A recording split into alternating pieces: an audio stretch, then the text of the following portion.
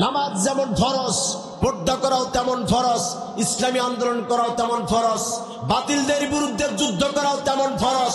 এই জন্য বাংলার জমিনে 17 বছর যারা জুলুম চালিয়েছে, অত্যাচার করেছে, যারা মানুষদেরকে, নিরপরাধ মানুষদেরকে টেনে টেনে ফাঁসি দিয়েছে, যারা মানুষদেরকে আমরণ দিয়েছে, যারা এই পৃথিবীর শ্রেষ্ঠ মুফাসসির আল্লামা সাঈদীকে যারা হত্যা করেছে, তাদের বিরুদ্ধে জিহাদ করা নফল না ফরজ?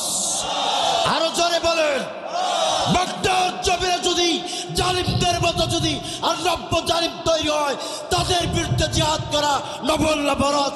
যদি ফরজ হয় আমরা সেটাতে রাজি আছি কিনা? কারা কারা আজ হাত তুলে দেখায়।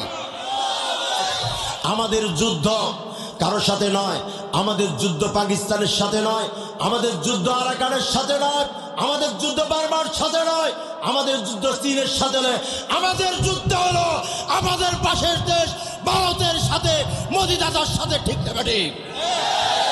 এই যুদ্ধ চলবে। বাগদাদ জমিনে মোদি দাদার কোন এজেন্ডা এক সাগর রক্তের বিনিময় হলো বাস্তবায়ন হতে দেওয়া যাবে না, যাবে না, যাবে না। যারা রাজি আছে হাত তুলে দেখান। পৃথিবী আমার আসল ঠিকানা নয়, মরণ একদিন মুছে দেবে সকল রঙিন পরিচয়। পৃথিবী আমার আসল ঠিকানা নয়, পৃথিবী আমার আসল ঠিকানা নয়, মরণ একদিন মুছে দেবে সকল রঙিন পরিচয়। পৃথিবী আমার আসল ঠিকানা নয়। জোরে বলি আমিন। আর জিহাদের পথে যদি লাশ হয়ে যায়, দোহাই লাগে মাগো কেঁদো না। হাসরের মাঠে বলবে তুমি হেসে, হাসরের মাঠে বলবে তুমি হেসে, আল্লাহ আমি শহীদের মা, আল্লাহ আমি শহীদের মা। জিহাদের পথে যদি লাশ হয়ে যায়, দোহাই লাগে মাগো কেঁদো না। হাসরের মাঠে বলবে তুমি হেসে, হাসরের মাঠে বলবে তুমি হেসে, আল্লাহ আমি শহীদের মা, আল্লাহ আমি শহীদের মা। জোরে বলি আমি। আর সারা পৃথিবীতে মুসলমান নিধনের যে পায়তারা চলছে, সেই নিধনের চেষ্টা আজকে আমাদের বাংলাদেশেও চলছে। ঠিক না বেঠিক? এজন্য আমরা আজকে মাহফিলে এসেছি।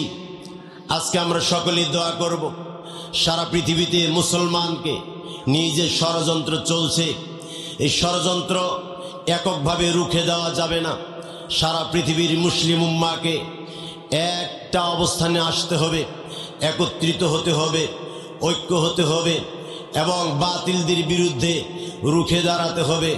আমরা যদি ঐক্য হই, আমরা যদি সকলেই এক কাতারে সামিল হই, আমরা যদি এক দলে সামিল হই, বাংলার জমিনে ইসলামকে নিয়ে, কোরআনকে নিয়ে, মুসলমানদেরকে নিয়ে কেউ ষড়যন্ত্র করে বিজয়ে লাভ করতে পারবে না। ঠিক না বেঠিক?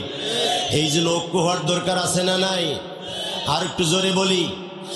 এই ঐক্যের জন্য এদেশের উলামায়ে কেরাম যে চেষ্টা করছেন, যে ইজতিহাদ করছেন, যে গবেষণা করছেন, যে চেষ্টা চালিয়ে যাচ্ছেন, সারা পৃথিবীতে ইসলামকে প্রতিষ্ঠা করার জন্য যারা নিজে রক্ত ঘাম শ্রম বিলিয়ে দিয়েছেন আল্লাহর এই জমিনে, আল্লাহ তাআলা তাদেরকে ফাতহুম মুবিন, শ্রেষ্ঠ বিজয়, মহা সফলতা দান করুন। আওয়াজ দিয়ে বলি আমিন। এই জন্য বিজয়ের জন্য আর মত পার্থক্য করা যাবে না। আজকে আমরা দলে দলে বিভক্ত হয়ে ইসলাম থেকে আজকে আমরা দূরে চলে যাচ্ছি।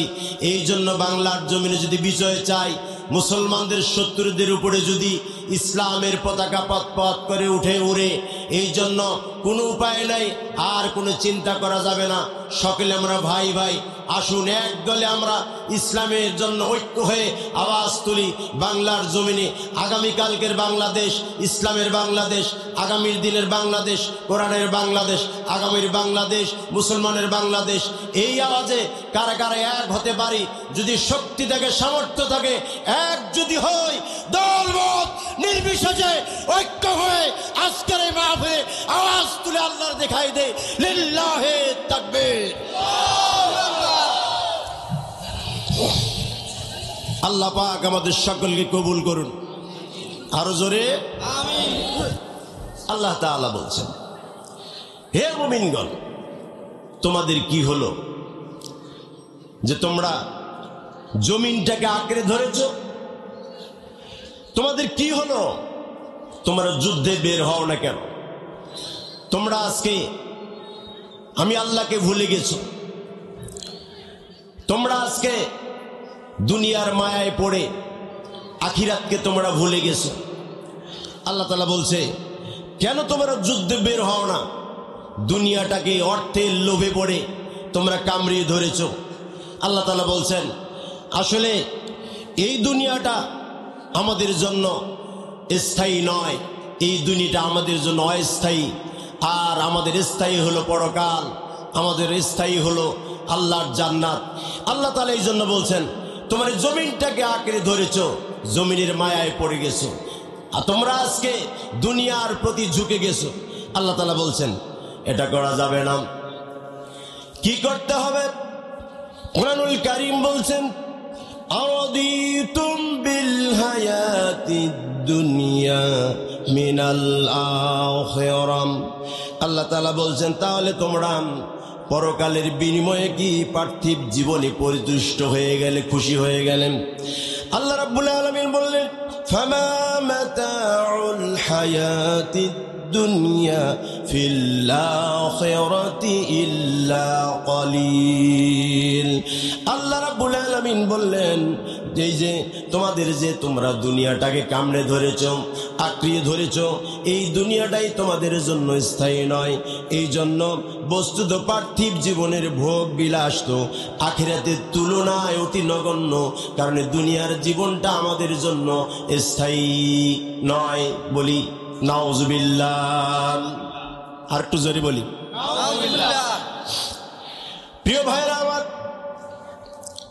এই আয়াতটার প্রেক্ষাপট হলো, ওই সময় নাজিল হয়েছে নবীজি সাল্লাল্লাহু আলাইহি সাল্লাম যখন মদিনার, তিনি পার্লামেন্টের প্রধান, যখন তিনি মদিনার প্রধানমন্ত্রী, নবীজি সাল্লাল্লাহু আলাইহি সাল্লাম তাবুক যুদ্ধে যাবেন।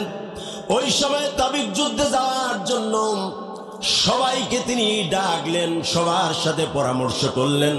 পরামর্শ করার পরে সাহাবাদেরকে বললেন, তোমাদের যার যা কিছু আছে তাই নিয়ে তোমরা শত্রুর মোকাবেলা করো।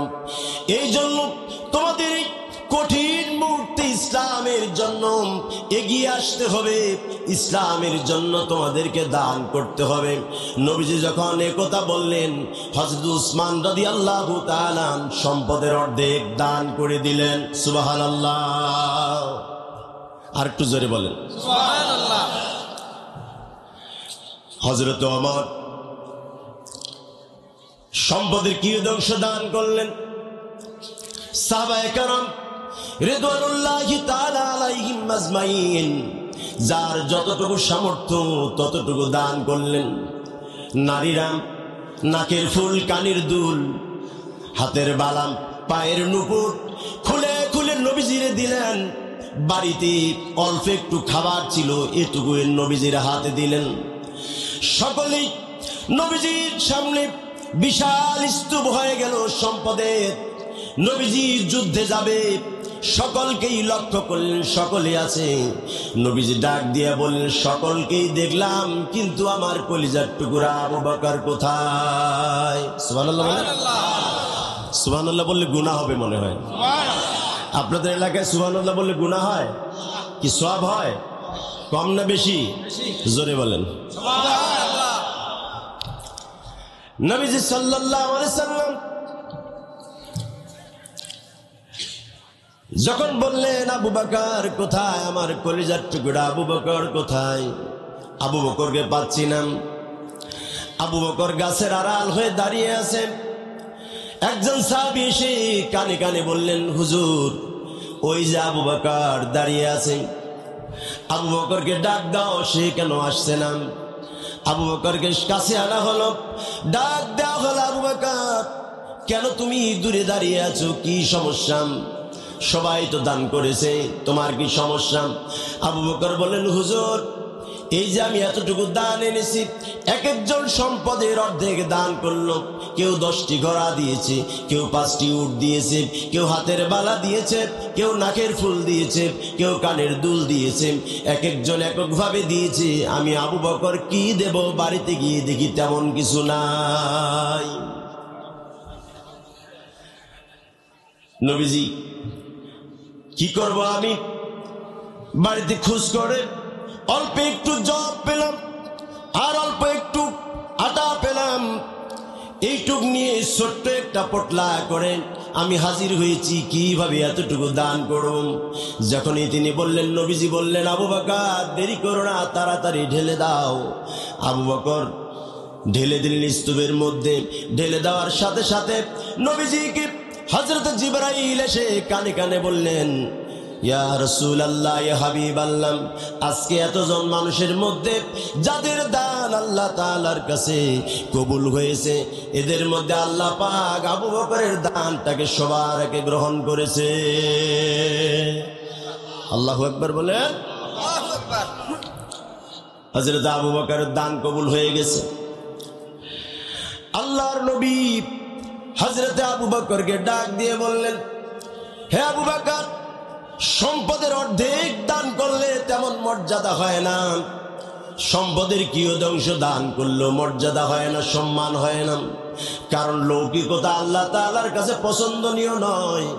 যে যতটুকু পারবে আল্লাহর সন্তুষ্টির জন্য দান করবে, আল্লাহ রাব্বুল আলামিন তা কবুল আর মঞ্জুর করে নেবে। সুবহানাল্লাহ। কারণ দান কবুল করার মালিক কে? আল্লাহ। সম্মানের মালিক আল্লাহ, ইজ্জতের মালিক আল্লাহ, হায়াতের মালিক আল্লাহ, মৌতের মালিক আল্লাহ, ক্ষমতা দেওয়ার মালিক আল্লাহ, ক্ষমতা থেকে নামানোর মালিক কে? আর একটু জোরে বলেন। এই জন্য যেই ক্ষমতা পাবেন, যে সম্পদ পাবেন, অন্যায় পথে ব্যয় করবেন। যেই সম্পদ পাবেন, যেই ক্ষমতা পাবেন, আপনি যদি অবৈধভাবে তা খরচ করেন, মনে মনে ভাববেন যেই সম্পদ আপনি পেয়েও আল্লাহ রাস্তায় ব্যয় করতে পারেননি, যেই ক্ষমতা পেয়েও আপনি আল্লাহ রাস্তায় ব্যয় করতে পারেননি।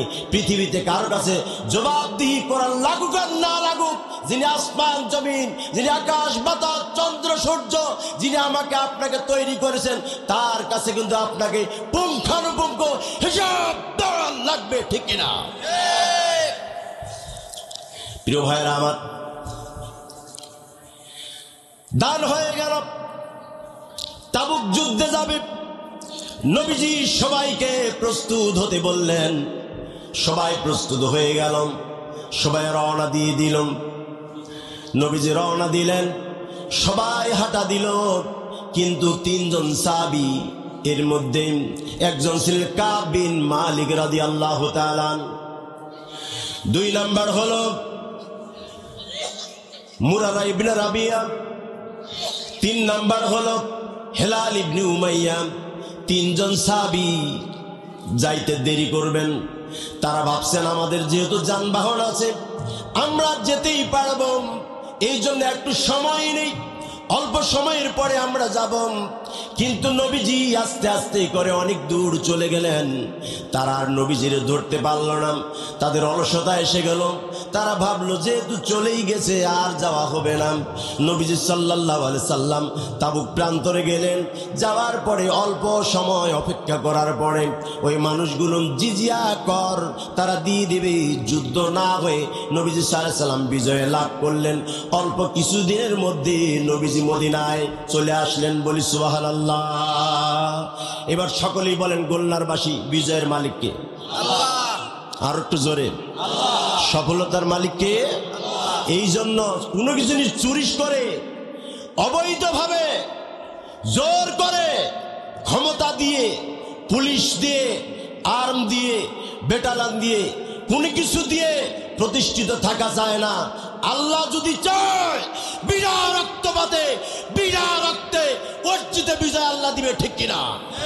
আর আল্লাহ যদি না চান, আপনি যতই ষড়যন্ত্র করেন, যত চেষ্টাই করেন, যত তদবির করেন, লাখ লাখ কোটি কোটি টাকা আপনি খরচ করেন, আল্লাহর যদি সন্তুষ্টি না হয়, এই বিজয় আসা সম্ভব আছে? আরেকটু জোরে বলে আছে? প্রিয় ভাইরা আমার, নবীজি চলে আসলেন। আসার পরে এক এক করে সকলকেই ডাকলেন। কারা কারা যুদ্ধের ময়দানে গেছো, কারা কারা যাও নাই? আপনাদের মনে কষ্ট হচ্ছে মনে হয়, হ্যাঁ? কষ্ট হচ্ছে? আল্লাহু আকবার বলেন দেখি। হাত ছাড়া আল্লাহু আকবার মেলে না, জোরে আর একটু জোরে, আল্লাহু আকবার, আল্লাহু আকবার। এটার জন্যে পৃথিবীতে মুসলমানদের কোনো অস্ত্র লাগে না, পৃথিবীতে মুসলমানদের তলোয়ার লাগে না, অ্যাটম বোমা লাগে না, পিস্তল লাগে না, রাইফেল লাগে না। মুসলমানরা যদি সামনে শত্রু থাকে আর মুসলমানরা যদি এইটা প্রয়োগ করে, বাতিলদের সামনে কিচ্ছু লাগবে না। যদি হাতটা তুলে 5 জন মুসলমান একত্রিত হয়ে 1000-এর বিরুদ্ধে যদি তাকবীর দেয়, মুসলমানদের বিরুদ্ধে বাংলার কোন মানুষ ইসলাম বিরুদ্ধে দাঁড়াতে পারবে না। আল্লাহু আকবার। প্রিয় ভাইরা আমার, নবীজি মদিনায় আসলেন। আসার পরে এক এক করে জিজ্ঞেস করলেন, কে কে যুদ্ধে যাও নাই? 80 জনের অধিক মুসলমান যারা নবীজির সাথে বেঈমানি করেছে তারা হলো মুনাফিক। এই 80 জন মুনাফিক নবীজির সামনে এসে যার মতো করে যে যেমন ভাষা ব্যবহার করতে পারেন এমনি সুন্দর করে নবীজির সামনে মিথ্যা উপস্থাপন করলো। বলল, হুজুর আমি যেতে পারি নাই, আমার স্ত্রী অসুস্থ, আমার সন্তান অসুস্থ, আমার অমুক অসুস্থ, আমার তমুক অসুস্থ, আমার সমস্যা ছিল, মদিনায় কেউ ছিল না, কেউ আক্রমণ করতে পারে। এক এক করে নবীজি সাল্লাল্লাহু আলাইহি সাল্লামের সামনে 80 জন মুনাফিক মিথ্যা বলে পার পেয়ে গেল। নবীজি বললেন, ঠিক আছে, তোমাদের যেহেতু সমস্যা ছিল তোমাদের সাথে আর কোনো কথা নাই। বলি নাউজুবিল্লাহ। এই পৃথিবীতে যারা মুনাফিক হবে এদের চরিত্রগুলি এমন হবে। আমাদের সমাজে তো মুনাফিক নাই, কি বলেন, আছে না? কম না বেশি? বেশি। এই যে শীতকাল আসছে, এই যে ইলেকশনের সময় আসছে, আপনারা আবার দলীয় ভাবে কোনো কথা নিয়েন না। আমি নিজেও দল করি না, দল অনেকে আছি আমরা, আসলে স্টেজে উঠেই দেখা গেছে যে এক দলকে লক্ষ্য করে ইচ্ছা মতো গালিগালাজ করি, বলতেই থাকি বলতেই থাকি, তার মানে ওরা মানুষ না। আছে না এমন? কি দরকার? আমরা তো প্রতিবেশী, একে অপরের ভাই। আরেকজনকে গালিগালাজ করব, কটু কথা বলবো, ছোট করব, ইসলাম এটা মানে না, এটা শেখায় না। এই জন্য আমরা কেন ছোট করব? আমাদের সমাজে যেমন ভালো মানুষ আছে তেমন খারাপ মানুষ নাই। জোরে বলেন। সকলকে খারাপ বলা যাবে না, সকলেই চাঁদা আদায় করে এটা বলা যাবে না, সকলেই সুদ খায় এটা বলা যাবে না, সকলেই ঘুষ খায় এটা বলা যাবে না। কিন্তু যারা চাঁদা খায়, যারা সুদ খায়, যারা ঘুষ খায়, হুজুররা বলুক আর না বলুক, আল্লাহ তাআলা এদের বিরুদ্ধে ফতোয়া দিয়ে দিয়েছে, ঠিক না বেটি? এই জন্য যারা আমরা মুসলমান, যারা ইসলামের পক্ষে, যারা কোরআনের পক্ষে, যারা মাহফিলের পক্ষে, যারা দ্বীনের পক্ষে, যারা কোরআনের পক্ষে, যারা আলেমদের পক্ষে, চাঁদাবাজদের বিরুদ্ধে, সুদখোর ঘুষখোরদের বিরুদ্ধে আমাদের জিহাদ চলবে, ঠিক না বেটি? প্রিয় ভাইয়েরা, এই জন্য বললাম শীতকাল আসছে, ইলেকশন মানে শীতকাল, ইলেকশন আসছে। অনেক ভাই দেখবেন সারা জীবন মসজিদে গিয়ে কপালটা আছাড় মারে না, কিন্তু ইলেকশন যখন আসে ঘন ঘন নামাজ পড়ে। আসে না? ঘন ঘন একদিনে 3-4টা জানাজায় উপস্থিত হয়। দেখি অনেকে আছে জোহরের নামাজ 3-4 বার পড়ে ফেলে, এক মসজিদে আসছে আবার আরেক মসজিদে যায়, আছে না নাই? আছে না নাই? আহারে মুসলমান, মিছিল যখন হবে,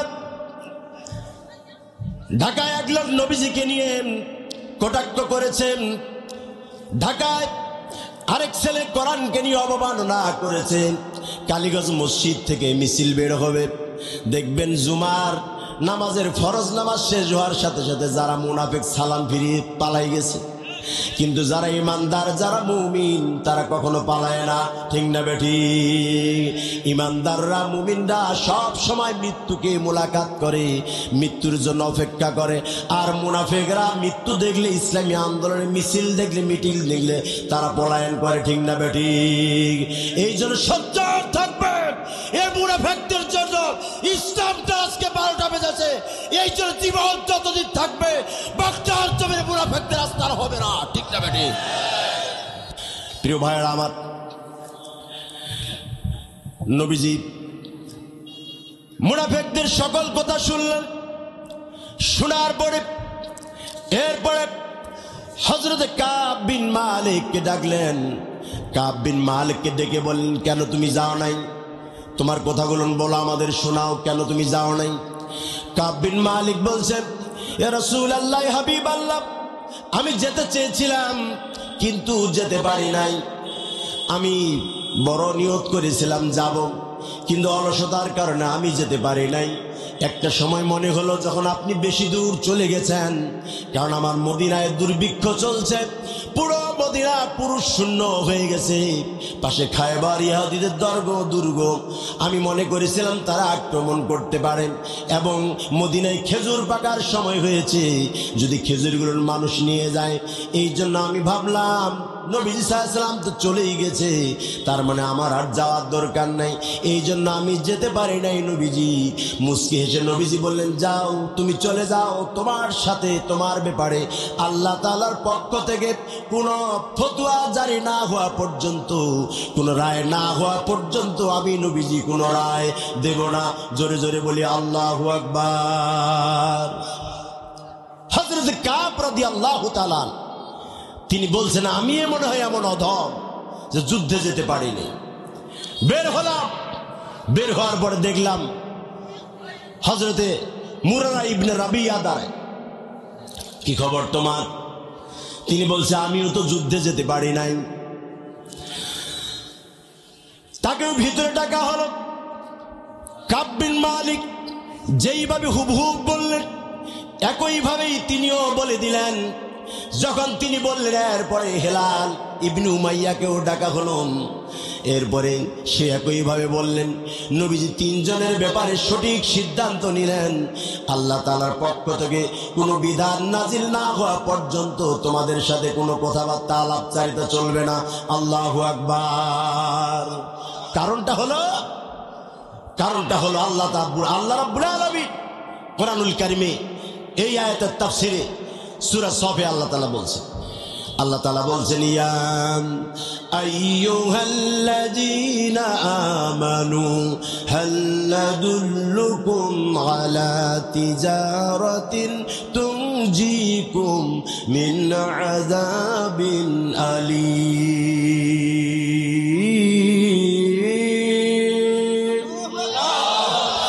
আল্লাহ রাব্বুল আলামিন বললেন, হে ঈমানদারগণ, আমি কি তোমাদেরকে এমন একটা ব্যবসার কথা বলবো যে ব্যবসাটা কি করবে, তোমাদেরকে কঠিন আযাব থেকে রক্ষা করবে। আল্লাহ রাব্বুল আলামিন এই ব্যবসাটার কথা বললেন, জিহাদের কথা বলছেন। বাংলাবাসী, আপনাদের কাছে আমি আরজ করতে চাই, আপনাদের কাছে বলতে চাই, আচ্ছা বলেন তো দেখি, আজানের পরে 5 ওয়াক্ত নামাজ পড়া ফরজ না নফল? সবাই বললেন না। ফজরের নামাজ পড়া ফরজ না নফল? জোহরের 4 রাকাত নামাজ পড়া ফরজ না নফল? আসরের 4 রাকাত নামাজ পড়া ফরজ না নফল? মাগরিবের 3 রাকাত নামাজ পড়া ফরজ না নফল? এশার 4 রাকাত ফরজ নামাজ, এটা ফরজ না নফল?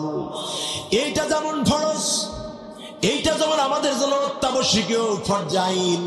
আচ্ছা বলেন তো দেখি, যে সমস্ত মহিলা নামাজি, যে সমস্ত মহিলারা দিন মানে ইসলাম মানে, আচ্ছা বলেন তো দেখি তাদের জন্য শুধু পর্দা করা ফরজ না প্রত্যেকটা মহিলার জন্য পর্দা করা ফরজ? আর তাহলে আওয়াজ দিয়ে বলেন পর্দা করা ফরজ না নফল? আমাদের সমাজে পর্দা চলে কম না বেশি? আরো জোরে, আরো জোরে। কারণ সুযোগটা যারা বলেন নাই তারা বললেন যদি পর্দা করা ফরজ হয় তাহলে অন্যের মেয়ে অন্যের বোর দিকে তাকাটা আমার লস হয়ে যাবে, এই জন্য বলা যাবে না। নামাজ যেমন ফরজ, পর্দা করা যেমন ফরজ, ইসলামী আন্দোলন করা যেমন ফরজ, আল্লাহ রাস্তায় বাতিলদের বিরুদ্ধে যুদ্ধ করাও তেমনই ফরজ। আওয়াজ দিয়ে বলেন, আরো জোরে বলেন, হাত তুলে বলেন। নামাজ যেমন ফরজ, পর্দা করাও তেমন ফরজ, ইসলামী আন্দোলন করাও তেমন ফরজ, বাতিলদের বিরুদ্ধে যুদ্ধ করাও তেমন ফরজ। এই জন্য বাংলার জমিনে 17 বছর যারা জুলুম চালিয়েছে, অন্যায় করেছে, যারা মানুষদেরকে, নিরপরাধ মানুষদেরকে টেনে টেনে ফাঁসি দিয়েছে, যারা মানুষদেরকে আমরণ দিয়েছে, যারা এই পৃথিবীর শ্রেষ্ঠ মুফাসসির আল্লামা সাঈদীকে যারা হত্যা করেছে, তাদের বিরুদ্ধে জিহাদ করা নফল না ফরজ? আরো জোরে বলেন। বাগদাদ জমিনে যদি জালিমদের মতো যদি আর নব্য জালিম তৈরি হয়, তাদের বিরুদ্ধে জিহাদ করা নফল না ফরজ? যদি ফরজ হয় আমরা সেটাতে রাজি আছি কিনা? কারা কারা আজ হাত তুলে দেখায়।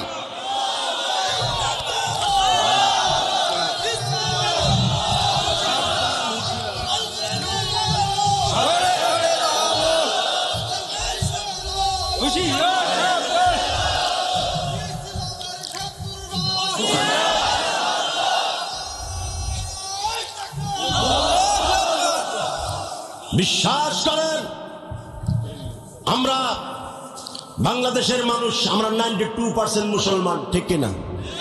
আর একটু জোরে, 92% মুসলমান।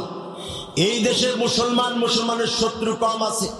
আমাদের যুদ্ধ কারোর সাথে নয়, আমাদের যুদ্ধ পাকিস্তানের সাথে নয়, আমাদের যুদ্ধ আরাকানের সাথে নয়, আমাদের যুদ্ধ বার্মার সাথে নয়, আমাদের যুদ্ধ চীনের সাথে নয়, আমাদের যুদ্ধ হলো আমাদের পাশের দেশ ভারতের সাথে, মোদি দাদার সাথে, ঠিক না ঠিক? এই যুদ্ধ চলবে।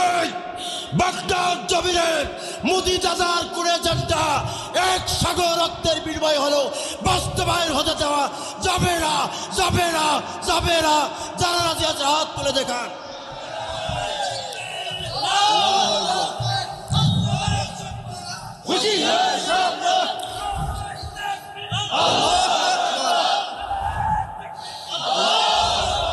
দাড়িওয়ালা টুপিওয়ালা কত মানুষ দেখতে পাই, ঠিক না? দাড়িওয়ালা টুপিওয়ালা কত মানুষ দেখতে পাই, খোদার বিধান কায়েম করার, খোদার বিধান কায়েম করার পক্ষে কোনো মানুষ নাই।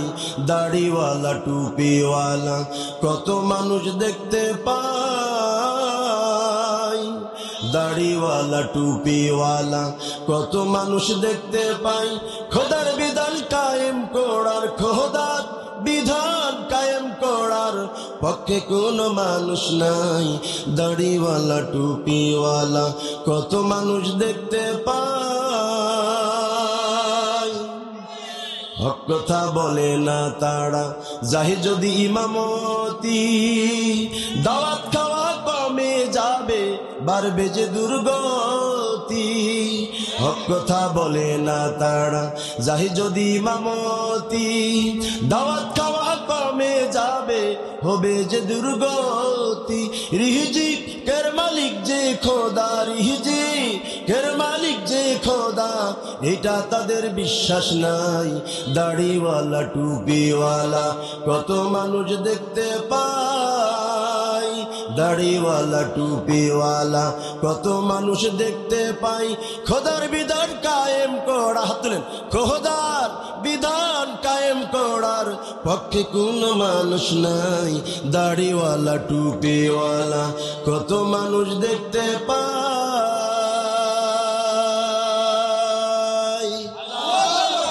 আরেকটা আওয়াজ দেন, আরেকটা আওয়াজ দেন। এমন আওয়াজ দেবেন যেগুলো শয়তান আছে দূরে চলে যাবে। মানুষ যদি থাকে মাহফিলে ঢুকবে, মানুষ যদি আসে আশপাশে যারা ইনসান, যারা মানুষ, লাকাদ খালাকনাল ইনসানা ফি আহসানি তাকওয়িম, তারা আসবে মাহফিলে। আর যদি ইবলিস হয় দূরে চলে যাবে। হাত তোলেন দেখি, একটা তাকবীর দেন, লিল্লাহি তাকবীর, লিল্লাহি তাকবীর। আল কোরআনের আলো ঘরে ঘরে জালো, দিন ইসলাম, দিন ইসলাম জিন্দাবাদ, জিন্দাবাদ। নারায়ে তাকবীর। হাত নামান, হাত নামান। কষ্ট হচ্ছে না তো? কষ্ট হচ্ছে না? তাহলে জোরে বলে আমি, আর একটু জোরে। প্রিয় ভাইরা আমার, তিনজন সাহাবী, তাদের ব্যাপারে নবীজি বলে দিলেন। মনে আছে তো নাকি? মনে রাখবেন, আমি এইভাবে আলোচনা করি, আমার সিস্টেমটা এইটাই। আপনাদের ভালো লাগে কিনা আমি চেষ্টা করি, কারণ যেহেতু তাফসির মাহফিল, যদি তাফসির না হয়, আপনি যদি এখান থেকে কিছু নিতেই না পারলেন, উঠলাম, এরপরে একজনকে গালিগালাজ করলাম, চিল্লাচিল্লি করলাম, টেবিল থাবড়াইলাম, ভেঙে চুরে শেষ করে দিলাম, এরপরে গালিগালাজ করে ভরপুর করে দিলাম, আপনারাও 20-25-30টা তাকবীর দিলেন, আপনার মনে মনে ভালো মাহফিল হলো একখান, মাশাআল্লাহ। বাড়িতে গিয়ে ভাবি জিজ্ঞেস করে যে কি শুনলা? কয় হুজুর যা বলছে। কি কি বলছে? মনে নাই। কি নাই? মনে নেই। ওই কি কার কার নাম নিয়ে যেন তাকবীর দিল, চিল্লাচিল্লি হলে এই শেষ। এই জন্য আমরা যতটুকু আসছি, আমরা সকলে চেষ্টা করব কিছু যেন নিয়ে যেতে পারি, বলি আমিন। তাহলে মুনাফিক যারা, এদের ব্যাপারে রাসূল সাল্লাল্লাহু আলাইহি ওয়াসাল্লাম কোনো সিদ্ধান্ত নিলেন, যাও, কারণ আল্লাহ তাআলা আল্লাহ রাসূলকে জানিয়ে দিয়েছেন, সুবহানাল্লাহ বলেন, যে এরা আপনাকে মিথ্যা বলছে। তিনজন সাহাবী নবীজির সামনে অকপটে সব স্বীকার করে নিলেন। নবীজি সাল্লাল্লাহু আলাইহি সাল্লাম তাদেরকে বললেন, যাও, তোমাদের ব্যাপারে আল্লাহ তাআলার পক্ষ থেকে কোনো সিদ্ধান্ত না আসা পর্যন্ত কোনো ফয়সালা হবে না। তারা বাড়ির দিকে চলে গেল। নবীজি সাহাবাদের বললেন, আজ থেকে তাদের সাথে সালাম বিনিময়, কথাবার্তা সব বন্ধ করে দাও। তাদের সাথে কোনো রকম আদান প্রদান, বেচা কেনা কোনো কিছুই চলবে না, সব বন্ধ করে দাও। কারণ হইল শুধুমাত্র একটাই কারণ, নবীজির সাথে তারা যুদ্ধে যায় নাই। জোরে জোরে বলি আল্লাহু আকবার। কারণ আপনি মুনাফিক চিনবেন কখন? শীতের দিন ফজরের নামাজ চিনবেন আর এশার নামাজে চিনবেন, যুদ্ধের ময়দানে দেখবেন। এরপরে তারা আমানতের খেয়ানত করবে, কোথায় কোথায় মিথ্যা বলবে, অশ্লীলতা ব্যবহার করবে। এই যে কয়েকটা পয়েন্ট বললাম, আমাদের সমাজে নাই। হ্যাঁ, ওয়াদা যখন দিবে, ওয়াদা দেওয়ার সাথে সাথে খেলাপ করবে। আল্লাহর নবী জানায়া দিলেন, তাদের ব্যাপারে আল্লাহ তাআলার পক্ষ থেকে কোনো সিদ্ধান্ত না আসা পর্যন্ত কোনো কিছু হবে না। তাদের সাথে খাওয়া দাওয়া, নাওয়া পড়া, চলাফেরা, সালাম বিনিময়, কথাবার্তা সব বন্ধ করে দাও। একবারে হয়ে গেল, কোনো রকম চলে না। বাজারে যখন যায়, বাজারে যাওয়ার সাথে সাথে তাদের সাথে কেউ কথা বলে না। এরপরে যখন কোনো বন্ধুর সাথে দেখা হয়, কেউ কথা বলে না। এইভাবেই চললেও চলে গেল, দীর্ঘ 40 দিন হয়ে গেল। কাব বিন মালিক বৃদ্ধ মানুষ, নবী সাল্লাল্লাহু আলাইহি সাল্লাম বললেন, এক কাজ করো, কাবকে বলে দাও তাদের স্ত্রীগুলোর জন্য আলাদা হয়ে যায়। কাবকে, হেলাল ইবনে উমাইয়া, মুরারা বিন রাবিয়াকে বলুন তাদের বউগুলোর জন্য তাদের সাথে আলাদা হয়ে যায়, তারা যেন বাপের বাড়ি চলে যায়, বউয়ের সাথেও কোনো সম্পর্ক থাকবে না। হযরত কাব তার বউকে বললেন, তুমি চলে যাও বাপের বাড়ি। এইভাবে চলতে শুরু করলো। একদিন কাব বলছে, আমি একাকিত্ব অনুভব করতেছিলাম। আমার চাচাতো ভাই, ছোটবেলার বন্ধু হযরতে কাতাদা রাদিয়াল্লাহু তাআলা, সে আমার বাসার পাশে তার বাড়ি। আমি চলে গেলাম তার কাছে। তার বাড়ির সামনে বড় একটা দেওয়াল, আমি দেওয়ালটা ডিঙ্গিয়ে উপরে উঠলাম। এরপরে তাকে জিজ্ঞেস করলাম, এরপরে সালাম দিলাম কাতাদা, সালামের কোনো জবাব দিল না। এরপরে জিজ্ঞেস করলাম, ও কাতাদা সালামের জবাব কেন দিলে না? আল্লাহর কসম করে বলি তুমি আমার সাথে কেন এমন আচরণ করছো? কাতাদা কথা বলে না। 3 বার যখন বলেছি তিনি মুখ ফিরে বলছে, বন্ধু বা ভাই তোমার সাথে সম্পর্ক আল্লাহ রসুল নিষেধ করেছে, কোনো কিছু ফয়সালা না হওয়া পর্যন্ত আমরা আল্লাহ রসুলের এর উপরেই আইনের উপরেই থাকবো। আল্লাহু আকবার। সব কথা চলবে না তোমার সাথে। তাই হয়ে গেল। নবীজি সাল্লাল্লাহু আলাইহি সাল্লাম বলেছেন, তিনি বলছেন একদিন আমি বাজারে গেলাম। হযরত কাব বলছেন আমি বাজারে গেলাম, গাসসান রাজার পক্ষ থেকে একজন মানুষ আমার কাছে একটা চিঠি নিয়ে আসলো। চিঠিটাতে দেখলাম তিনি লিখেছেন, তোমার নেতাটা কি তোমার সাথে খারাপ আচরণ করছে, তোমাকে কি নাকি আলাদা করে রেখেছে, এক ঘুরে করে রেখেছে, তোমাকে নাকি দূরে রেখেছে, তোমার সাথে খারাপ আচরণ করছে, কথাবার্তা বলে না, তোমার উপর অত্যাচার নির্যাতন করছে। আমি গাসসান রাজা বলছি, তুমি যদি আমাদের দলে যোগ দাও, তুমি যদি আমাদের পক্ষে আসো, তোমার জন্য যেই পদ দরকার, যেই জায়গা দরকার, তোমাকে যে উপঢৌকন দেওয়া দরকার, যে তোমার পদ পদবি দরকার, আমি গাসসান রাজা বললাম প্রত্যেকটা কথা আমি সঠিকভাবে পালন করব। চিঠি পাওয়া মাত্র তুমি আমাদের কাছে চলে এসো। হযরত কাব মনে মেনে নিলেন। বুঝে নাই ওয়াজ? সে গাসসান রাজা চিঠি পেয়ে কথাগুলো কি মেনে নিলেন? আরো জোরে বলার লাগবে। হ্যাঁ মুসলমানের মতো আওয়াজ করে বলেন, মেনে নিয়েছেন কিনা? সকলে বলেন মানেনি। হযরত কাব বলছেন, ওই ব্যক্তিকে আমি কিছু বললাম না, বাড়িতে চলে গেলাম। কোন দিকে যাব আমি দিশেহারা হয়ে গেলাম, কোনো কিছু আমি অন্ত পাচ্ছি না। অবশেষে আমি সেই গাসসান রাজার চিঠিটাকে আমি আগুনের মধ্যে পুড়ায় দিলাম। সুবহানাল্লাহ বলেন। এরপরে একদিন 2 দিন করে যাওয়া শুরু হয়ে গেল।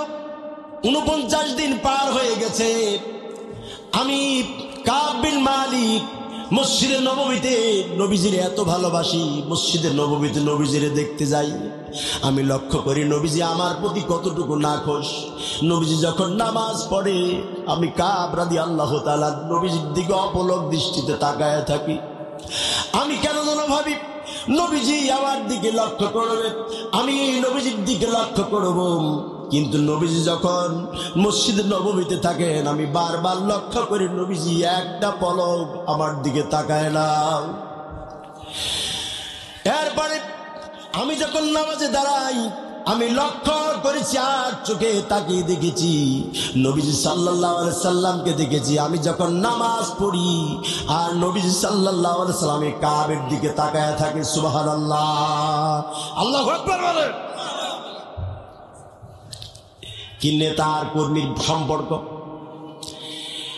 কর্মী যদি ভুল করে নেতা দল থেকে বের করে দেয়, সম্পর্ক ছেদ করে দেয়। ইসলাম আমাদেরকে এটা শেখায় না।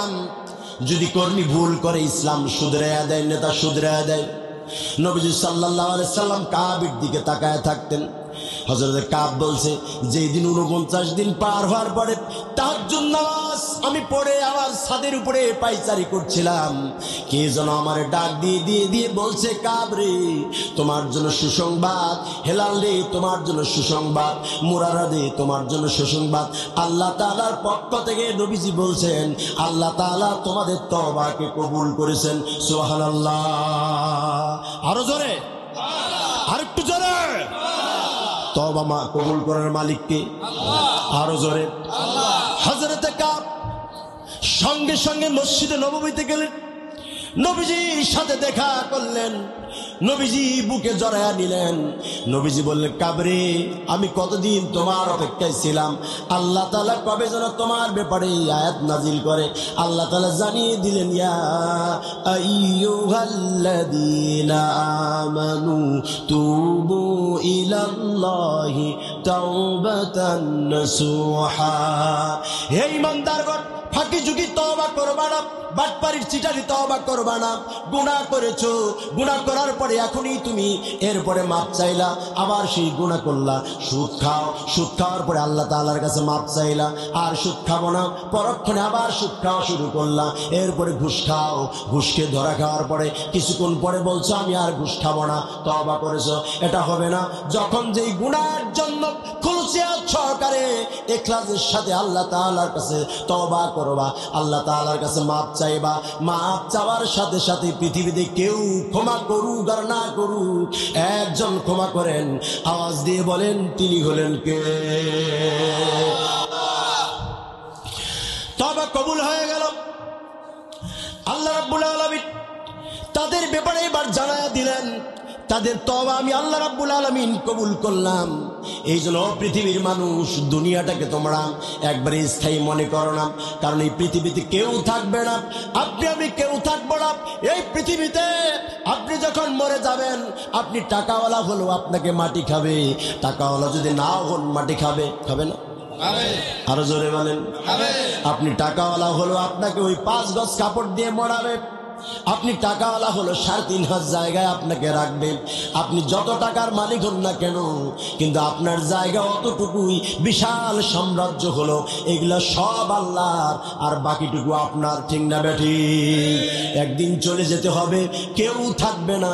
এই জন্য দুনিয়াটা আমাদের আপন না, দুনিয়াটা আমাদের পর। ঠিক না বেঠিক? পৃথিবী আমার আসল ঠিকানা নয়, মরণ একদিন মুছে দেবে সকল রঙিন পরিচয়।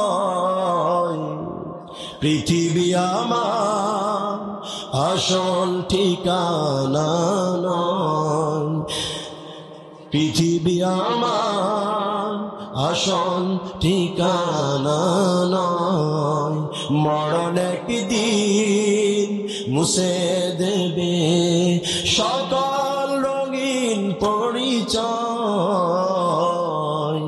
পৃথিবী আমার আসল ঠিকানা নয়। জোরে বলি আমিন। আর একটু জোরে। আল্লাহর নবী সাল্লাল্লাহু আলাইহি সাল্লাম যুদ্ধ থেকে ফিরে আসলে আল্লাহ তাআলা তাওবার এই পরবর্তী আয়াতে এবার বলছে, শুনো তোমরা যদি আমার নবীর সাহায্য না করো, তোমরা যদি আমার নবীর সাথে বেঈমানি করো, আমার নবীর সাথে তোমরা যদি মুনাফিকি করো, আল্লাহ তাআলা এর জন্য বলছে ইল্লা তাগফিরু ইউআযিবুকুম আযাবান আলীমান ওয়া ইস্তাবদিল কওমান গায়রাকুম ওয়া লা তাদুররুহু শাইআন ওয়াল্লাহু আলা কুল্লি শাইইন কাদির।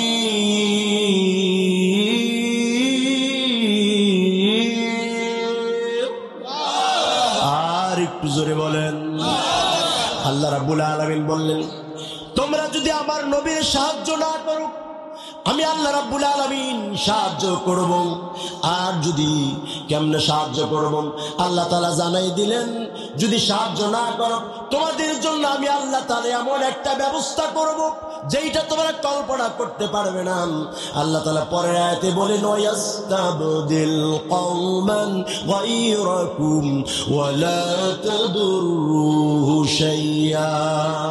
তোমরা যদি আমার নবীর সাহায্য না করো, আমি যদি যেভাবে চাই, আমার আইন যদি না মানো, আমার নিয়ম যদি না মানো, আমার সিস্টেম যদি না মানো, আমার পদ্ধতি যদি না মানো, আমার পথে যদি না থাকো, আলেমদের সাথে যদি না থাকো, নামাজি লোকদের সাথে যদি না থাকো, যারা শরীয়ত আইন মানে না, যারা ইসলাম মানে না, যারা ইসলামের বিবাহের বিরুদ্ধে কথা বলে, যারা কোরআনের বিরুদ্ধে কথা বলে, যারা মাইকের স্টেজ থেকে মাইক কেড়ে নেয়, যারা মানুষদেরকে কষ্ট দেয়, যারা মানুষদেরকে মিথ্যা মামলা দেয়, যারা মানুষদেরকে ধরে নিয়ে মিথ্যা মামলা দিয়ে পায়ের নখগুলো টেনে টেনে প্লাস দিয়ে খুলে, তাদের সাথে যদি তোমাদের সম্পর্ক থাকে, তুমি নবীর ওয়ারিসদের বিরুদ্ধে কথা বলো, দাড়িওয়ালা টুপিওয়ালাদের বিরুদ্ধে কথা বলো, এরকম যদি হয় তাহলে অপেক্ষায় থাকো, তোমার জন্য আমি এমন একজন শাসক, এমন একজন জালিম নিযুক্ত করে দিব।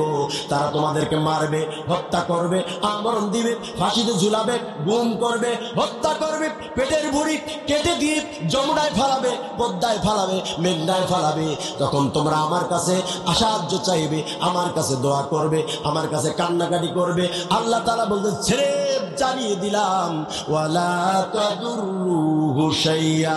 তখন আমার সামনে আমার কাছে দোয়া করবা, আমার কাছে চাইবা, আমার কাছে সাহায্য চাইবা, আমি আল্লাহ রাব্বুল আলামিন তা কবুল করব না।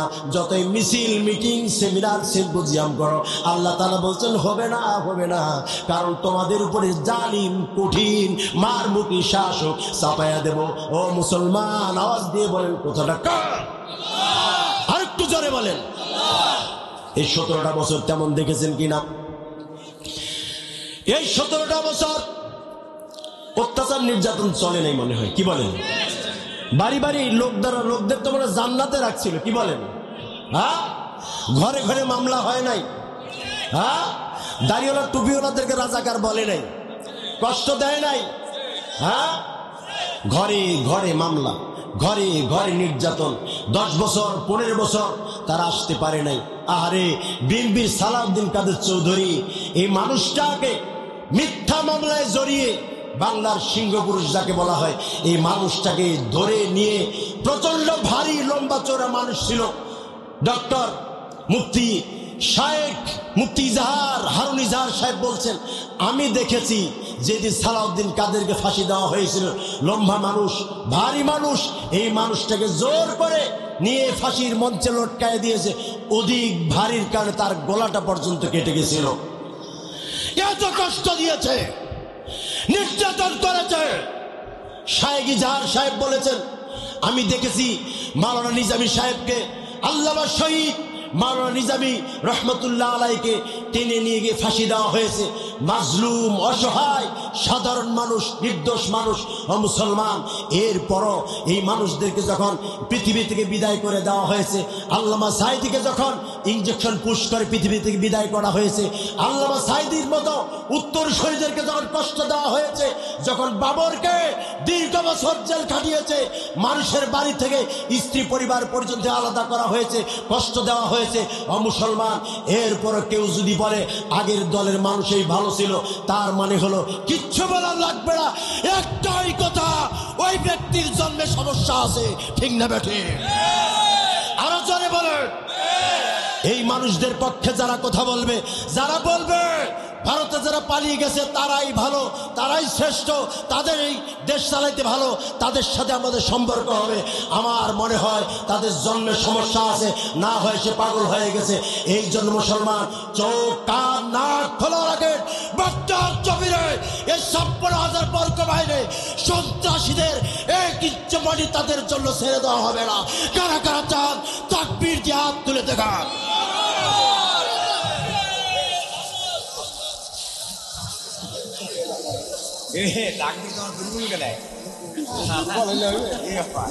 বলেন লিল্লাহে তাকবীর, লিল্লাহে তাকবীর, আল্লাহু আকবার, তাকবীর বল, জোর কদমে এগিয়ে চল। আল্লাহু আকবার, তাকবীর বল, জোর কদমে এগিয়ে চল। আল্লাহর নামের জয়ধ্বনিতে থরথর কাঁপে নাস্তিক দল। ও মুসলমান সকলে হাত তুলে বল লিল্লাহি তাকবীর, লিল্লাহি তাকবীর। আল কোরআনের আলো, আল কোরআনের আলো, ঘরে ঘরে জালো। আর একটু জোরে বলি আমিন, আর একটু বলি আমিন। প্রিয় ভাইরা আমার, এই জন্য সাবধান হয়ে যান।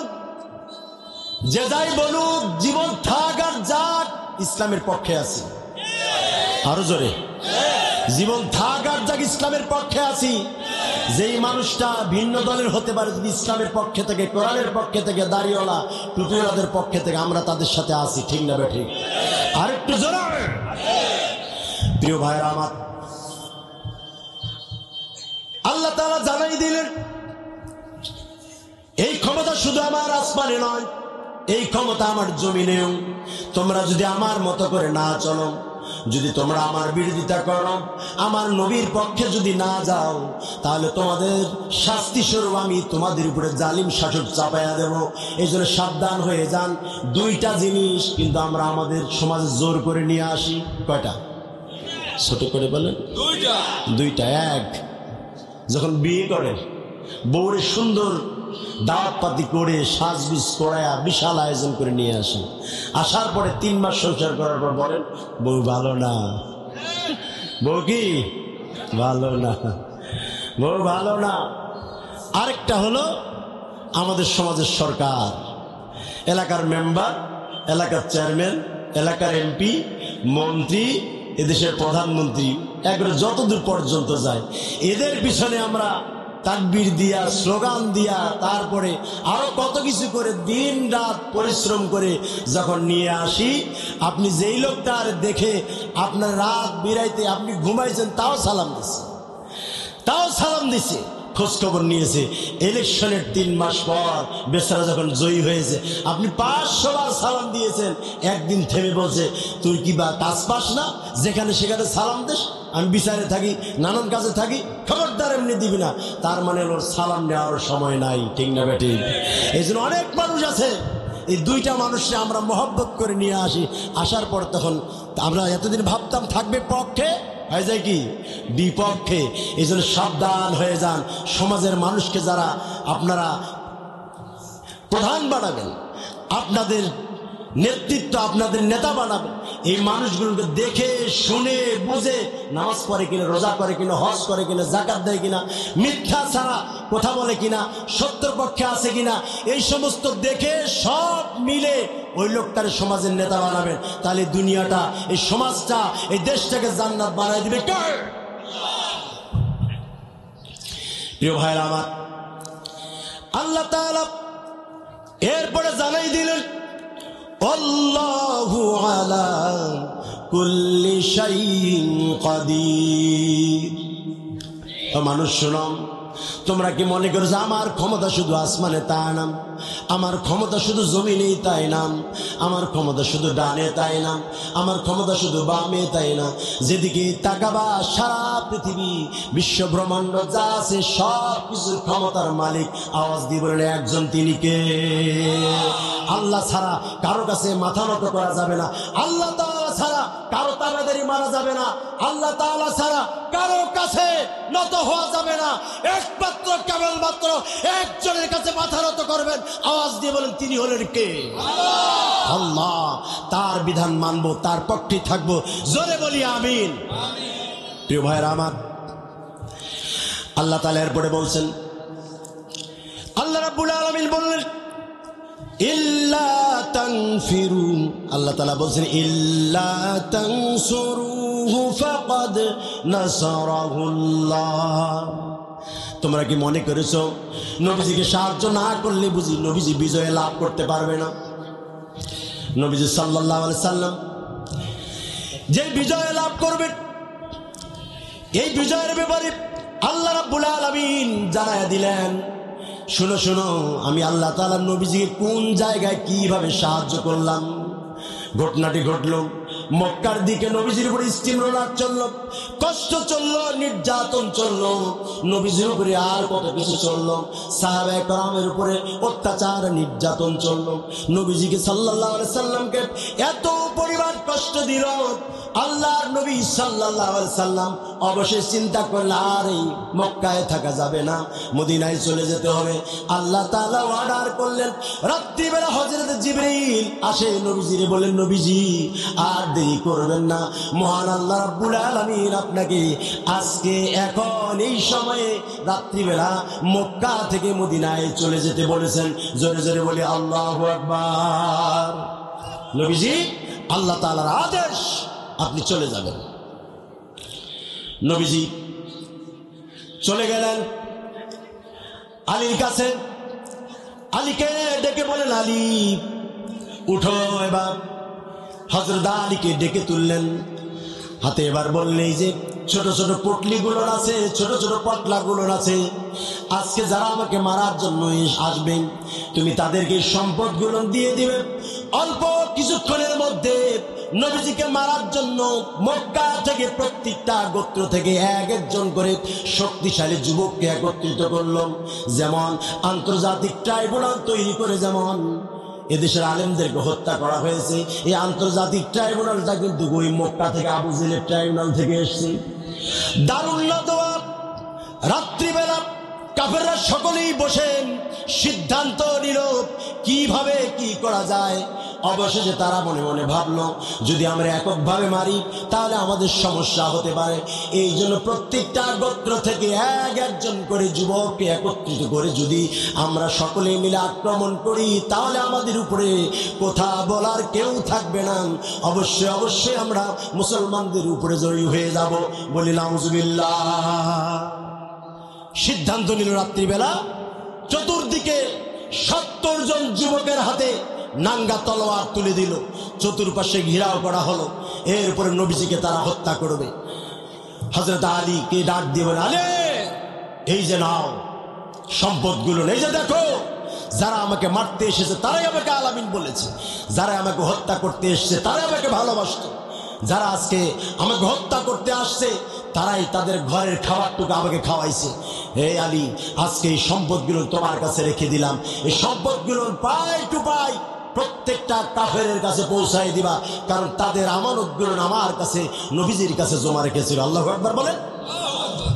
এদেশের সম্পদ মাশাআল্লাহ যদি প্রধানমন্ত্রীর কাছে রাখছেন, ওটা তো আগে ভারত গেছে, তাই না? এদেশের কোন লোকের কাছে যদি আপনি সম্পদ রাখেন, 1 মাস 2 মাস পর যদি আপনার মরণ হয়, ওই লোক 100% বলবে যে ওই লোক আমার কাছে কিছুই রাখে না। আছে না এমন? হ্যাঁ আছে, মানে আমরাই। কত আছে এরকম, কত আছে। লোকটা মরে গেছে, সুযোগ তো। একটা লোক খুশি করে জমির দলিল রাখছে, এই জমির দলিল রাখার পরে লোকটা ঠুস করে মরে গেছে। এরপরে এই লোক বলছে, যাহারে এটা সুযোগ এখন, বলছে না না আমার কাছে কিচ্ছু রাখেনি, বরঞ্চ সিগনেচার দিয়ে চলে গেছে, সই দিয়ে চলে গেছে। এদেশের হাজার হাজার crore crore million billion trillion trillion টাকা পয়সা ভারত সহ সারা পৃথিবীতে পাচার করেছে, ঠিক না বেটি? উন্নয়নের নামে উন্নয়ন উন্নয়ন তসবি জপতে জপতে এই টাকা পয়সা সব নিয়ে গিয়ে মামুর বাড়ি দিল্লি, মামুর বাড়ি, খালার বাড়ি, চাচার বাড়ি, নানার বাড়ি, শেষমেশ বাথরুমের নিচেও রাখছে, ঠিক না বেটি? এমন তারা মানুষ, এই সমস্ত মানুষগুলো এক এক করে করে তাদের কাজ এমন হয়ে গেছে যে শেষ পর্যন্ত মসজিদের বাথরুম, মসজিদের ছাদের টাকাও তাদের কাছ থেকে বাঁচে নাই। এমন অবস্থা হয়েছে বাংলাদেশে 560টি যে বিশাল বিশাল মডেল মসজিদ বানানো হয়েছে, এই মডেল মসজিদের টাকাও চোরের বাচ্চারা খেয়ে পালিয়েছে, ঠিক না বেটি? এই জন্য সাবধান, এদের মতো মানুষ যেন আর বাংলাদেশে ফিরে না আসে। বলি ইনশাআল্লাহ। আর একটু জোরে, যাদের কাছে নেতৃত্ব দেবেন, যাদের কাছে ক্ষমতা দেবেন, আপনার সম্পদ, আপনার আয়, আপনার ব্যয়, আপনি, আপনার পরিজন, আপনার ফ্যামিলি তাদের কাছে নিরাপদ কিনা, তাদের চাঁদাবাজি থেকে নিরাপদ কিনা, তাদের আক্রোশ থেকে নিরাপদ কিনা, রাতের আধারে আপনার পেটে পিস্তল ঠাকে বলে সকালবেলা ভোটটা কিন্তু আমার কাছে দিবি, এটা যেন না হয়। যেন আল্লাহর জন্য আমরা যেন সকলে ঐক্যবদ্ধ থাকতে পারি, এরা যেন আর আমাদের দেশে আর অরাজকতা তৈরি করতে না পারে, ঠিক না বেঠি? রাজি আছেন? রাজি নাই? আছেন আছেন আছেন। হযরত আলী রাদিয়াল্লাহু তাআলা সম্পদগুলো বুঝাইয়া দিলেন, সুন্দর করে বলেন, আলী এই যে রাত হয়ে গেছে, আমি বের হয়ে যাব।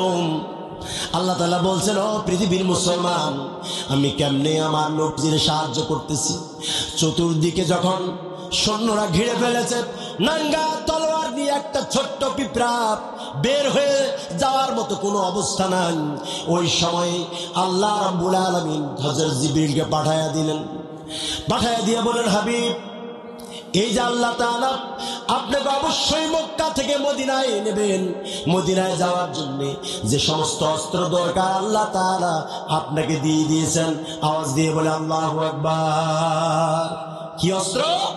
আল্লাহ তাআলা আপনার জন্য এই অস্ত্র পাঠিয়েছে।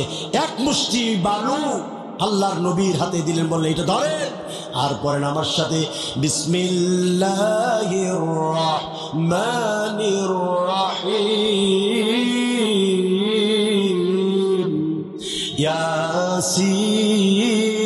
ইয়াসিন ওয়াল কুরআনিল হাকিম, ইন্নাকা লামিনাল মুরসালিন আলা সিরাতিম মুস্তাকিম, তানজিলাল আজিজির রহিম।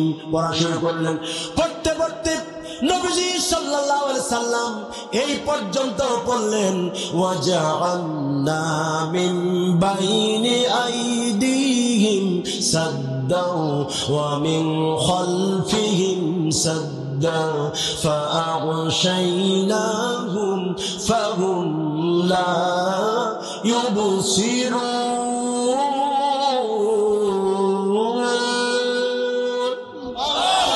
আর একটু জোরে বলেন। আল্লাহ রাব্বুল আলামিন নবীজিকে জানায়া দিলেন, হে নবী, এইটুকু পরে আপনি ফু দেন, ফু দেওয়ার সাথে সাথে আপনি ছিটায়া দেন, আর ছিটায়া দেওয়ার সাথে সাথে প্রত্যেকটা বালু সব কাফেরদের চোখে চোখে পৌঁছায় দেবে, তারা আপনাকে দেখতে পারবে না, আর আপনি নির্দ্বিধায় নির্বিঘ্নে মক্কা থেকে মদিনায় আপনি চলে যাবেন। বলি আল্লাহু আকবার। কে? আল্লাহ। সাহায্য করলেন কে? ছোট করে বলে আল্লাহ। নবীজি সাল্লাল্লাহু আলাইহি সাল্লাম বের হয়ে গেলেন। দূর থেকে এক ইহুদি লক্ষ্য করতেছে, কিরে এত ঘন ঘন করে দাঁড়িয়ে 70 জন যুবক নবীজির ঘর ঘেরাও দিয়েছে, তিনি তো তাদের সামনে বালু মেখে দিয়ে বের হয়ে যাচ্ছে, কিছু দেখতে পাচ্ছে না। রওনা দিলেন। নবীজি বাইতুল্লাহ চত্বরে চলে গেলেন, কাবার চত্বরে চলে গেলেন।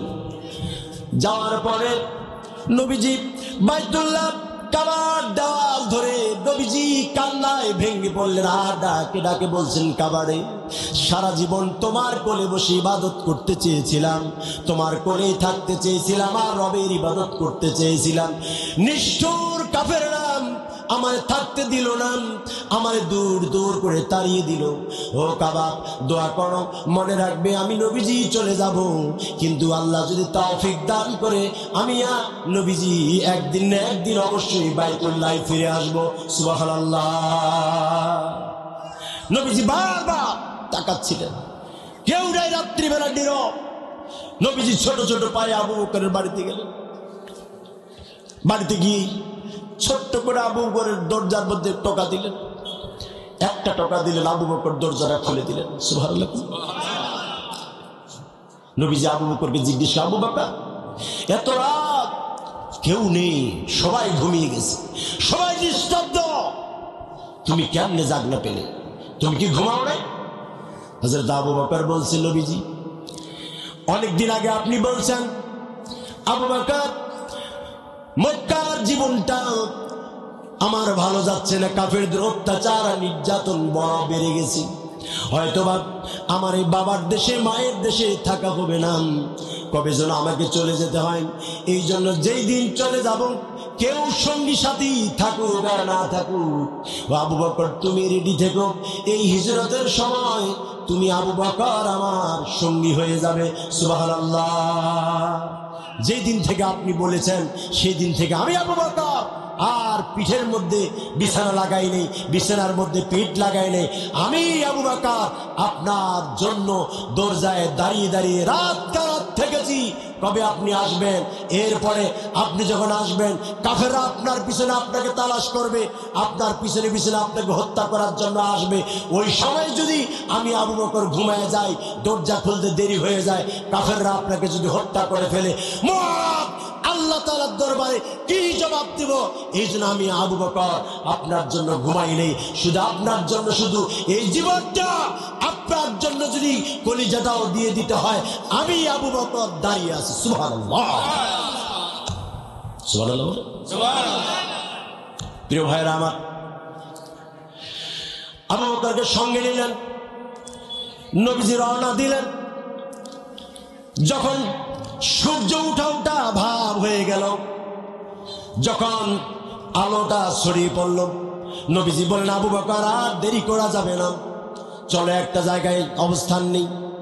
সামনে গারে সুর পেয়ে গেলেন। এ গারে সুরে নবীজি পিছনে সৈন্য চতুর্দিকে নবীজিকে খুঁজছিলেন, আর নবীজি সেই গারে সুরে বে বে বে কঠিন কণ্ঠকাকীর্ণ রাস্তাটুকু নবীজি বেয়ে উঠা শুরু করলেন। উঠার পরে সামনে গুহা পেলেন। নবীজি সাল্লাল্লাহু আলাইহি সাল্লাম সেই গুহায় প্রবেশ করবেন। আবু বকর গুহাটা পরিষ্কার করলেন। করার পরে যখন ভিতরে প্রবেশ করলেন, করার পরে দেখলেন আশপাশে অনেকগুলো গর্ত রয়েছে। আবু বকর নিজ দায়িত্বে পাথর দিয়ে ছোট ছোট কাপড় দিয়ে গুহার গর্তগুলো বন্ধ করে দিলেন। এই যখন গর্তগুলো বন্ধ করে দিলেন, একটি গর্ত আর বন্ধ করা গেল না। যখন নবীজি বললেন, আবু বকর বড্ড ক্লান্ত লাগছে, তুমি একটু তোমার উরুটা দাও, আমি নবীজি একটু শুয়ে বিশ্রাম নেই। সঙ্গে সঙ্গে আবু বকর নিজের উরুটা রানটা আগায় দিলেন, আর নবীজি সঙ্গে সঙ্গে ঘুমায় পড়লেন। ছোট্ট গর্তের মধ্যে আবু বকর যখন পায়ের বড় আঙ্গুলটা দিয়ে ঢেকে রেখেছেন, গর্তের মধ্যে বিষাক্ত পোকা ছিল, আবু বকরের পায়ে কামড় দিয়েছে। বিষাক্ত পোকার কামড়ে আবু বকরের পুরো শরীর রক্ত কালো হয়ে গেছে। আবু বকরের চোখ বেয়ে বেয়ে দাড়ি বেয়ে বেয়ে পানি পড়ছে। নবীজির চোখে যেন না পড়ে, নবীজির মুখে যেন না পড়ে, নবীজির শরীরে যেন না পড়ে, এই জন্য তিনি বারবার পানিগুলো মুছছিলেন। হঠাৎ করে এক ফোঁটা পানি নবীজির মুখ মোবারকে পড়ে গেল। নবীজির ঘুম ভেঙে গেল। ডাক দিয়ে বলছে, আবু বকর কান্না করো কেন? কি হয়েছে? মায়ের কথা বুঝি মনে পড়েছে, বাবার কথা বুঝি মনে পড়েছে, মেয়ের কথা বুঝি মনে পড়েছে, পাড়া প্রতিবেশীর কথা বুঝি মনে পড়েছে, দেশের কথা বুঝি মনে পড়েছে। আবু বকর কান্না করে কোনো আমার আমি নবীজিরে বলো। আবু বকর বলছে, না ইয়া রাসূলুল্লাহ, ইয়া হাবিবাল্লাহ, কারো জন্য আমার কষ্ট নাই, কারো জন্য দুঃখ নাই। ঘটনা হলো এতটুকু, আমি একটা গর্ত দেখেছিলাম আপনার পায়ে কামড় দিবে, এই জন্য আমি গর্তটা আমার পা দিয়ে বন্ধ করেছিলাম, কিন্তু গর্তের ভিতরে বিষাক্ত পোকা থাকার কারণে এই পোকাটা আমার পায়ে কামড় দিয়েছে। এই কামড়ের যন্ত্রণা আমি আবু বকর কাতরাচ্ছি, এই জন্য চোখ দিয়ে আমার পানি পড়ছে। নবীজি উঠে বসলেন, মুস্কি হাসলেন, মুখের লালা বের করলেন, বিসমিল্লাহ বলে ওই আঘাত চিহ্ন জায়গা লাগায়া দিলেন। আবু বকর বলছে, সঙ্গে সঙ্গে আমার ব্যথা ভালো হয়ে গেল। আল্লাহু আকবার, আল্লাহু আকবার। প্রিয় ভাইয়েরা আমার, নবীজির প্রতি কি মহব্বত, নবীজির প্রতি কি ভালোবাসা, নবীজির প্রতি কি আন্তরিকতা। নবীজি বললেন, আবু বকর আগে বল নাই কেন? যদি বলতে হতো। আবু বকর আবারও বললেন, যদি আমার জন্য যদি জীবন কেন, আপনার জন্য যদি কলিজাটাও দিয়ে দেই, আমি আবু বকরের জন্য তা সহজ হয়ে যাবে। সুবহানাল্লাহ। নবী সাল্লাল্লাহু আলাইহি সাল্লাম অবশেষে যখন দৃঢ় হয়ে গেল, আবু বকর বলছে, সেই দিন চতুর্দিকে কাফেররা খুঁজতে খুঁজতে যখন গুহার নিকটবর্তী হয়ে গেল, যখন গুহার নিকটবর্তী হয়ে গেল, সকলে যখন তারা দেখাশোনা করতেছে, বে বে বে বে গুহার কাছে চলে গেল। যাওয়ার পরে কেউ বলছে এই গুহার মধ্যে আছে, কেউ বলছে না এত উপরে কিভাবে উঠবে, সম্ভব না, আর বলছে গুহার ভিতরে আছে, কেউ বলছে না। এই মুহূর্তে আবু বকর বলছে, তারা যদি সকলেই যদি নিজের পায়ের ভুঁড়ি আঙ্গুলটার দিকে একবার তাকাতো, তাহলে মনে হতো তারা আমাদের পীর মোবারক দেখতে পেত, কিন্তু তা হলো না। আল্লাহ রাব্বুল আলামিন ওই সময় আমাদের জন্য সাকিনা নাজিল করলেন, প্রশান্তি নাজিল করলেন, এমন গোপন সৈন্যবাহিনী দ্বারা আমাদেরকে হেল্প করলেন, যেন সঙ্গে সঙ্গে এক কবুতর এসে ওই গুহার গর্তের সামনে বাকবাকুম করা শুরু করলো, আর একটা মাকড়সা এসে গুহার গর্তটা জাল দিয়ে গেঁথে দিল। দেওয়ার সাথে সাথে কাফেররা বলল, যদি মানুষের থাকে তাহলে কবুতর থাকতো না, ডিমও দিত না, যদি মানুষ থাকতো তাহলে এই মাকড়সার জালটা তো ছিঁড়ে যেত। তার মানে হলো কেউ নাই। ওই সময় আবু বকর বড্ড ভয় পাচ্ছিলেন, আর ডেকে ডেকে বলছিলেন, আজকে মনে ধরা পড়ে যাব, ভয় পেয়ে গেছি, আল্লাহ আজকে ধরা পড়ে যাব। নবীজি বারবার সান্ত্বনা দেওয়া শুরু করলেন। ডাক দেব আবু বকর, টেনশন করো না, চিন্তা করো না, কি মনে করেছো তুমি?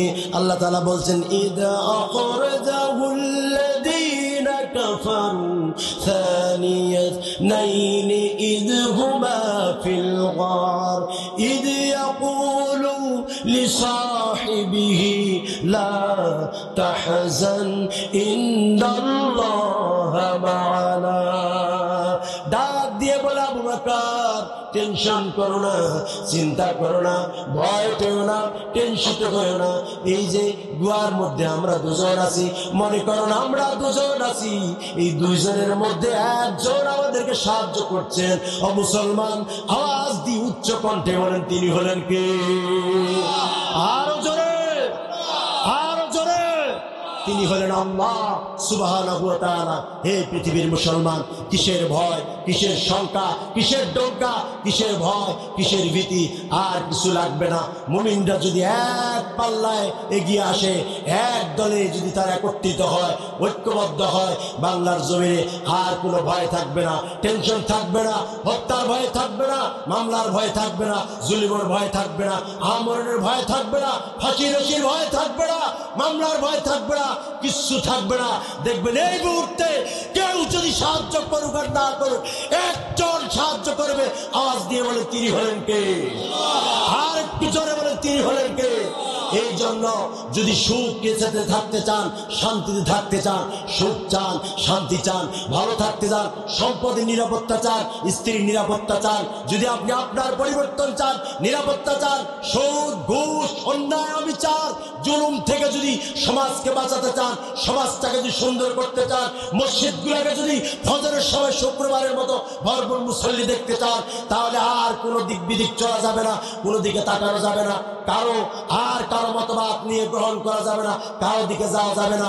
একটাই কথা, ইসলাম আছে যেখানে আমরা আছি সেখানে, কোরআন আছে যেখানে আমরা আছি সেখানে। এই জন্য আমরা ঐক্যবদ্ধভাবে আমাদের একটাই কথা, আজকের মাহফিল থেকে একটাই শিক্ষা, আমরা সকলে দল মত নির্বিশেষে ইসলামের পক্ষে থাকবো। কারা কারা পক্ষে থাকতে চান, সাহস দিয়ে একজন তাকবীর দিয়ে দেখান। তাকবীর দেন, একজন তাকবীর দেন।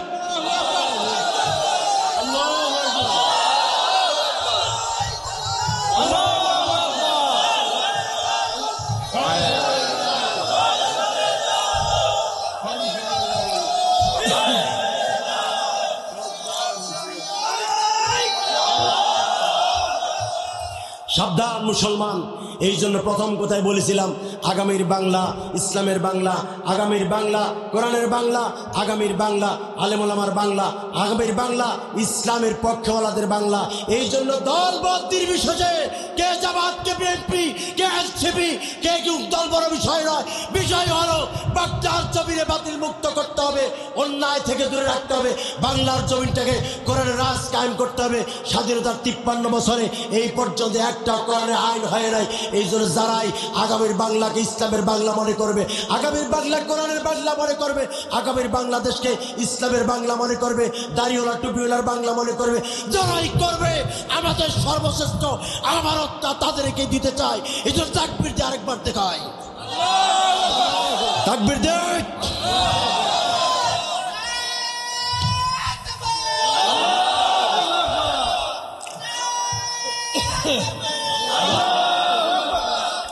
আল্লাহ পাক কবুল করে, জোরে বলি আমিন। আরো জোরে, আরো জোরে। এই জন্য আর কথা বাড়াবো না, একটাই কথা থাকবে, আমরা যারা আজকে এখানে এসেছি আমাদের এই মাহফিলে শিক্ষা নিতে হবে। বিশেষ করে আমরা 5 ওয়াক্ত নামাজ পড়লাম, আমরা 5 ওয়াক্ত মাশাআল্লাহ মসজিদে আসলাম, তাহাজ্জুদ পড়লাম, ইসলামী আন্দোলন করলাম, ইসলামের পক্ষে থাকলাম, দিন ইসলামের জন্য জয়গান দিলাম, মাহফিল ছেড়ে চলে যাব। বাসা আপনার বউ পর্দা করে না, আপনার বউ নামাজ পড়ে না, আপনার বউ দিন মানে না, আপনার ছেলে নামাজ পড়ে না, আপনার মেয়ে নামাজ পড়ে না, আপনার মেয়ে গিয়ে শীতকালে দেখবেন যে ওই স্টেজে উঠে গান নাচ করতেছে, আপনার ছেলে রাত্রিবেলা আরেকজনের লাগে প্রেম করে, আপনার মেয়ে আরেকজনের লাগে বিয়ের আগে কাম সেরে ফেলছে, আপনার বউ আরেকজনের লাগে পরকিয়া করে। প্রিয় ভাই, এই জন্য আপনাকে পরিবর্তন হতে হবে। পরিবর্তন যদি চান, সমাজ পরিবর্তন চান, কোরআন ছাড়া সমাজ পরিবর্তন হবে না। জোরে বলেন ঠিক না ঠিক? এই জন্য আল্লাহ তাআলা বলেছেন হুদাল লিন্নাস বাইয়িনাতিন মিনাল হুদা ওয়াল ফুরকান। এই জন্য কোরআনটা হিদায়াতের জন্য এসেছে, সত্য মিথ্যা পার্থক্য করার করার জন্য। এই জন্য যে যাই বলুক, আজকের এই গন্যার 2 দিন ব্যাপী মাহফিলের আজকের শিক্ষা হলো আমরা কোরআন চাই, কোরআনের আইন চাই, কোরআনের শাসন চাই। আল্লাহ পাক আমাদের সকলকে কবুল করুন। জোরে বলি আমিন। আরো জোরে। মনে রাখবেন, মা বোনদের জন্য আলাদা ওয়াজ নাই, শুধু ওয়াজ এতটুকুই, স্বামীর খেদমত করবেন। কি করবেন? স্বামীর খেদমত করবেন। স্বামী তুই তুকারি করে বলবেন না, স্বামীর কষ্ট দেবেন না। 5 ওয়াক্ত নামাজ পড়বেন, জান্নাতে যদি যেতে চান 5 ওয়াক্ত নামাজ পড়েন, রোজা করবেন, স্বামীর খেদমত করবেন, আর পর্দা করবেন। এই 4টা আমল করবেন, জান্নাত দেওয়ার মালিক কে? এই জন্য আমরা সকলেই চেষ্টা করব।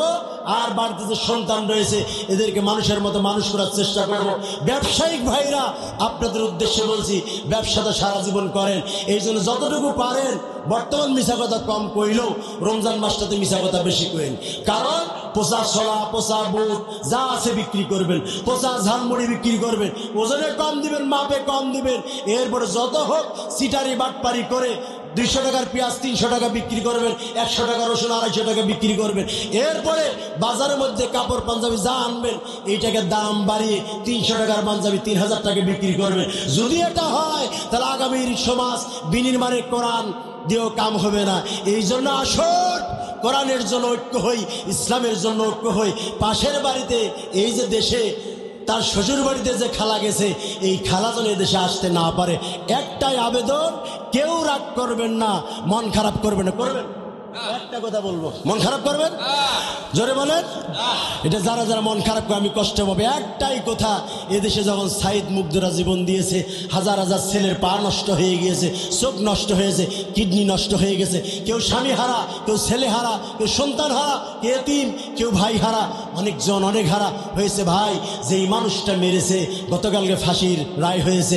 আমার কথা হলো, যে যাই বলুক, আমরা এটাই চাই যে অন্যায় করেছে অন্যায়ের ফাঁসি হবে। কারণ যে জুলুম করে, এ তো কুফরি করেছে, এটা হলো জালিম। আর জালিমের হাসন নাসর ওই ফেরাউন নমরুদ তাদের সাথে হবে। তবে যা রায় হয়েছে, রায় দিয়ে ক্ষান্ত হলে হবে না, জনগণের ভাষা বুঝতে হবে। এই দেশেই যেন সরাসরি বাইতুল মোকাররমকে এইরকম জালিমদেরকে টার্গেট করে বাইতুল মোকাররমে ঝুলিয়ে যাও, তার ফাঁসি রায় কার্যকর করা হয়। যারা যারা যে হাত তুলে দেখায়। আল্লাহ পাক কবুল করুন।